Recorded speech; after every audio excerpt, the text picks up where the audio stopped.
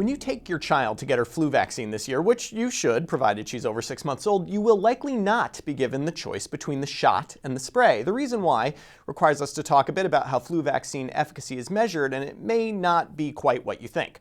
I'm diving into these shark-infested waters today thanks to a study appearing in Annals of Internal Medicine that evaluated a live attenuated intranasal flu vaccine versus an inactivated injectable vaccine in what was a very elegant randomized trial. Let's take that study first, and then I'll tell you why you won't get the spray this year.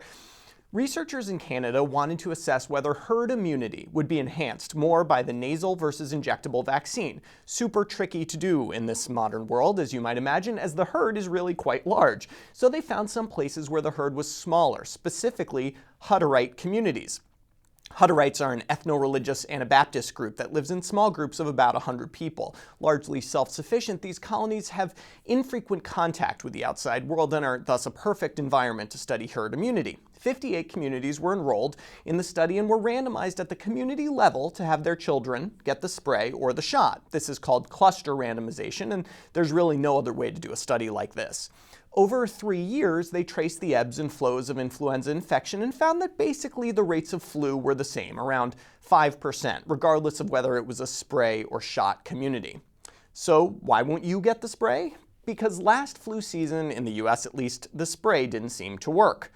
What this slide shows, aside from the fact that the CDC needs to hire better graphic designers, is that in the 2015 to 2016 flu season, the live attenuated vaccine was ineffective, while the shot provided good protection.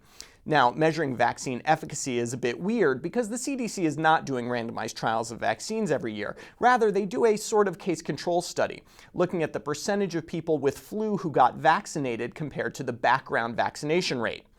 Does this Annals study refute last year's findings? The answer is that it's incomparable. We can't calculate vaccine efficacy in this study because the background vaccination rate is not in any way random. All the kids got some vaccine. I will point out that the influenza infection rate among the vaccinated kids, around 6%, is actually a bit higher than the infection rate among the unvaccinated adults, 5%, but comparing infection rates in kids to adults is a total apples and oranges situation. So no, this study won't change the American Academy of Pediatrics' mind on the issue. Your little one is getting a shot. There may be a few more tears in doctors' offices this flu season, but with luck, fewer cases of flu. For MedPage Today, I'm Perry Wilson.